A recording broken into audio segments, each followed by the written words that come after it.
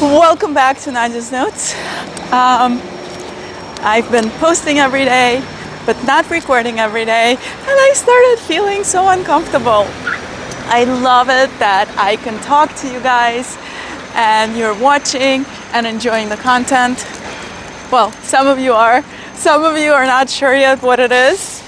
I'm not sure yet what it is. I'm just recording my life, my thoughts, my walks around New York City. We're on the Upper West Side, and it's a very, very, very beautiful night. It's finally cool. I think it's like 25 degrees centigrade. It wasn't a hot day. It was like very bearable. And I'm deciding which way I want to go. I'm walking downtown, and you're coming along with me. If you like my this is my life content, please like, please subscribe, please comment. Okay, what's a good question for tonight? So I'm coming from a theology lecture, and it turned into the priest just sharing how he spent his time in Italy when he used to work in Italy. So have you been to Italy or to the Mediterranean? And if you have, what was that experience like? So in fact, he was talking about, I guess, how I'm trying to find which side of the street to walk on so that there's a little more light for the video. That's why I keep crossing the street. So he was saying that the other day with one of the parishioners, he went to the beach. And at the beach, there is, you know, like, it's not a chaste place, let's say, in the sense that the women are wearing bathing suits and he's married and, but you can't help but look. He didn't say you can't help but look, but he was like kind of bemoaning that instead of going up to pray to his room alone, he went to the beach. And then he told the story of how he used to go to the beach in Naples when he used to work there, and how he also kept wanting to stay in his room and pray or study, but instead would go out, even though it wouldn't bring him peace per se, but more like a sense of, I don't know, just seeing the world and all of the emotions that it brought up for him. So it was actually a really good, honest conversation that he had with us, which I deeply appreciated, because I don't even know if he himself was aware how valuable it was, because I'm sure all of us can relate. Well, I can definitely relate to being in places where I go and I clearly go there because I don't want to be alone, but then there are trade-offs, right? I'm not necessarily sure he was saying he didn't want to be alone, but I kind of think that's what it was, because he said that he does these things when his wife is not there. And I can imagine that it's super duper lonely. Not only can I imagine it, I know it. Even today, I was alone in the apartment, and after a while, well, I had a couple of realizations. So one was that just lying there trying to feel better was not going to do anything, because there was nothing happening. Like, the only thing that could happen would be something in my head, which it did. I meditated, and it gave me kind of insights into certain things that I was dealing with. But outside of that, nothing was going to change, because by definition, nothing was going to change. There was no one there besides me and the cat, and nothing was going to happen, right?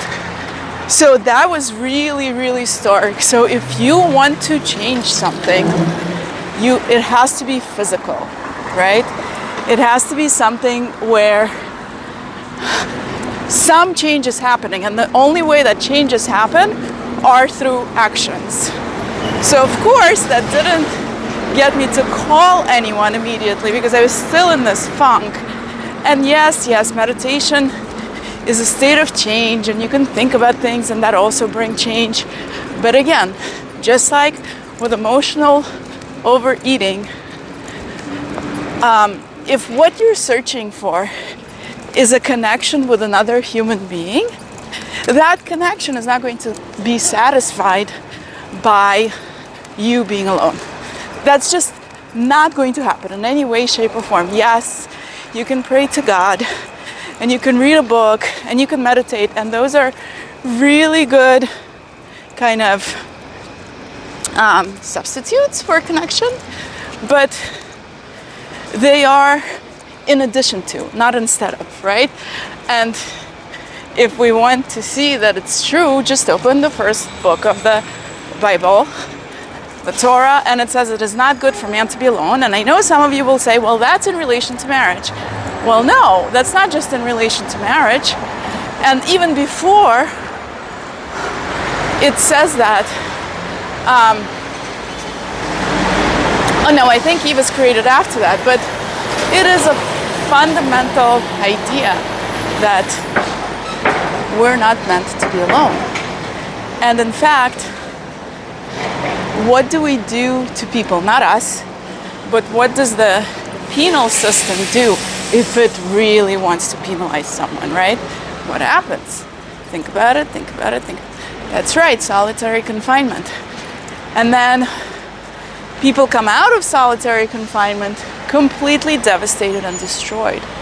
And that just demonstrates that we are meant to be connected to each other.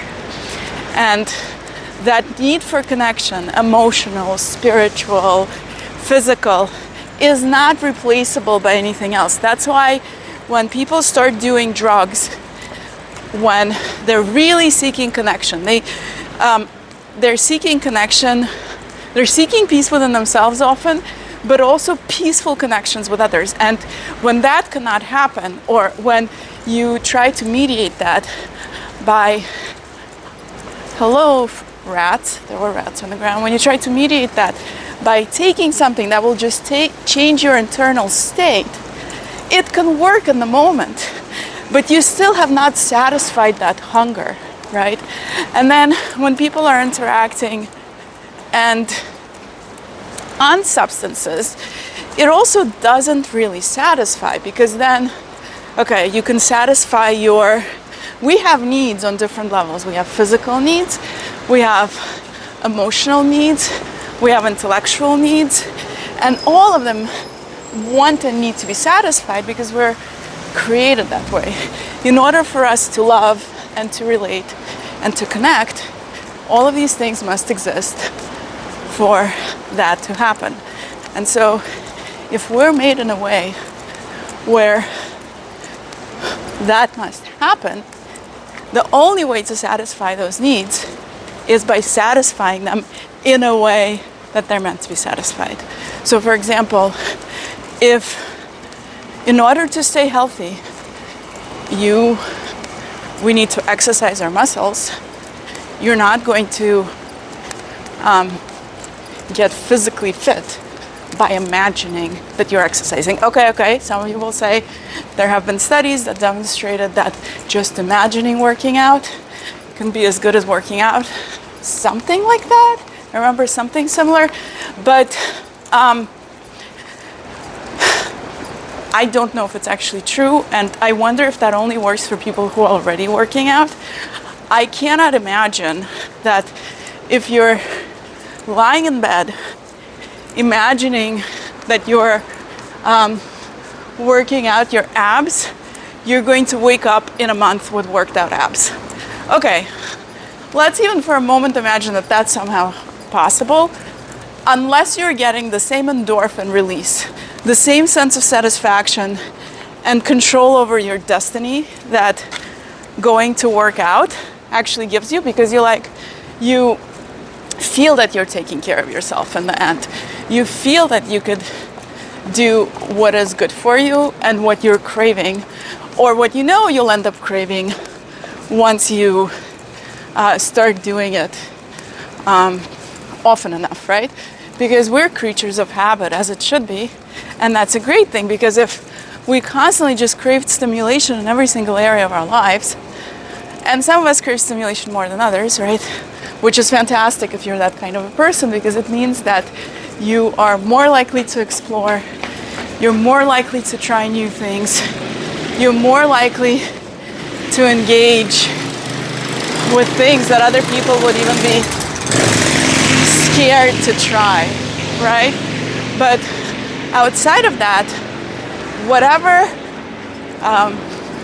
actions you practice become your habits. And then your habits become your life, right? So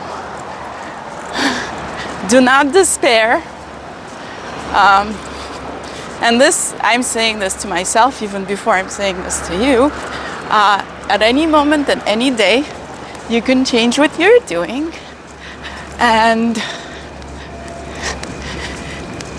do what is really good for you, or what you think is the best thing for you to do.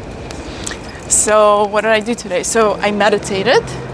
I realized that when I needed a nap, I really needed a nap. This is so beautiful. This is not real. Look at that. How is that possible? How is it possible? I need a picture of this. Well, thank you very much for being here with me. And get into the habit of smelling flowers. It's good for you. It is good for you. Promise. Unless you're allergic. I can't believe I have to caveat everything with everything. Ugh. Thank you for being with me, and see you tomorrow.